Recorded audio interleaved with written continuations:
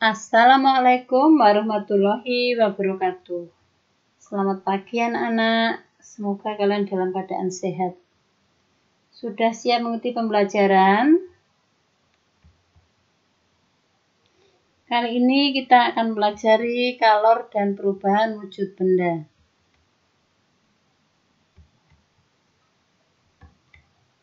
Tujuan pembelajaran: setelah mengikuti pembelajaran, peserta didik dapat 1. Menyebutkan proses perubahan wujud, 2. Menentukan kalor untuk perubahan wujud, 3. Menyebutkan faktor-faktor yang mempengaruhi penguapan, 4. Memberi contoh teknologi pendingin sederhana.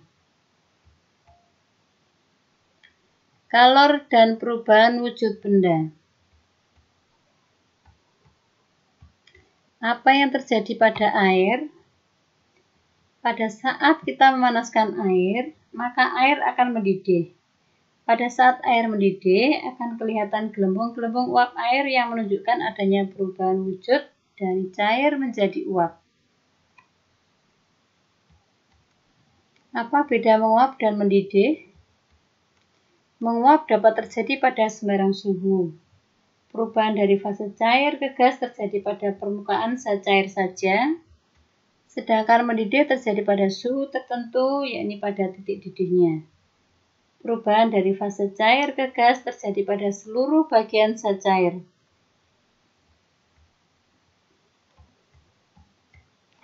Proses perubahan wujud benda.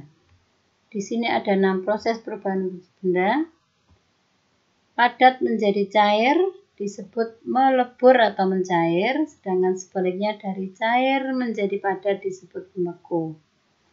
Dari padat menjadi cair di sini memerlukan kalor, sedangkan dari cair menjadi padat melepaskan kalor.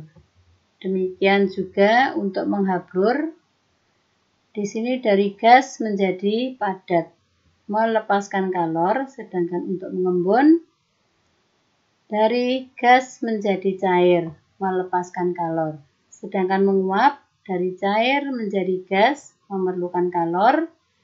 Dan dari padat menjadi gas disebut menyublim, juga memerlukan kalor.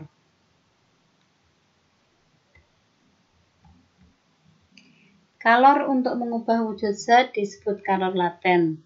Pada perubahan wujud tidak terjadi perubahan suhu.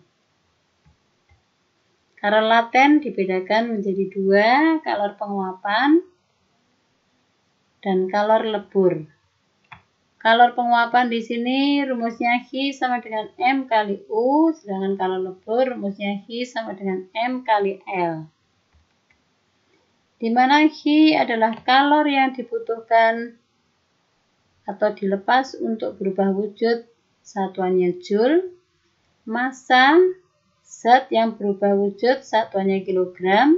L adalah kalor lebur atau kalor beku, satuannya Joule per kilogram. U adalah kalor penguapan atau kalor pengembunan, satuannya Joule per kilogram. Contoh soal: berapakah kalori yang diperlukan untuk meleburkan 5 kg air dalam keadaan beku? Misalnya S, jika diketahui kalori lebur air tersebut 336.000 Joule per kilogram. Pembahasannya, apa yang diketahui? Massa air dan kalori lebur air. Apa masalahnya? Kalor yang diperlukan adalah H. Bagaimana strateginya? Kita menggunakan persamaan H sama dengan M kali L. Bagaimana penerapannya? H sama dengan M kali L. H sama dengan 5 kg kali 336.000 Joule per kilogram. H sama dengan 1,68 kali 10 pangkat 6 Joule. Jadi, S tersebut memerlukan kalor sebesar 1,68 kali 10 pangkat 6 Joule agar melebur pada titik leburnya. Faktor yang mempengaruhi penguapan. 1. Pemanasan. Contohnya di sini orang membuat garam. Perlu pemanasan sinar matahari supaya air laut itu bisa menguap akan menjadi kristal. Yang kedua, memperluas permukaan. Contohnya orang menjemur padi supaya padinya cepat kering. Permukaannya perlu diperluas. Yang ketiga, meniupkan udara di atas zat cair.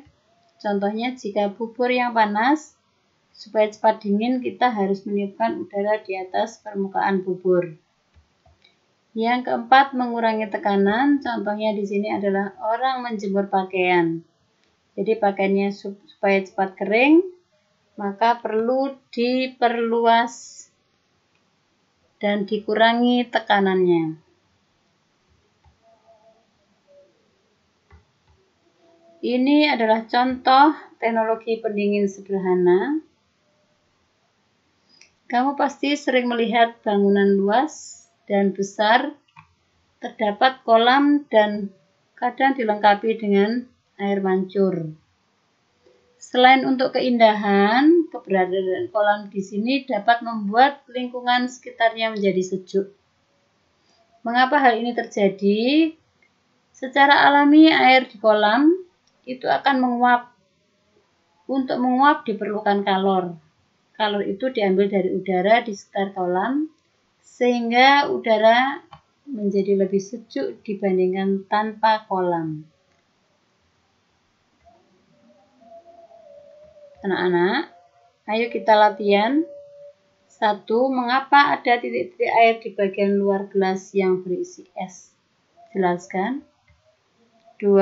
Apa beda menguap dan mendidih? 3. Berapa kalori yang diserap untuk menguapkan 4 kg air? Kalor uap air 2256 kali 10⁻³ Joule per kilogram. Mengapa saat terjadi perubahan wujud tidak terjadi perubahan suhu? Beri contoh gejala perubahan wujud dalam kehidupan sehari-hari. Jawaban segera dikirim di guru IPA.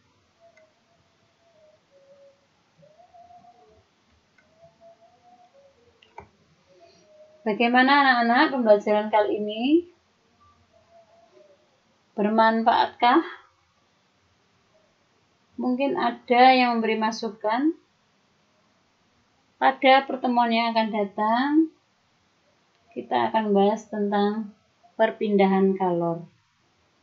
Marilah kita akhiri pembelajaran kali ini dengan berdoa. Sampai jumpa di pertemuan berikutnya.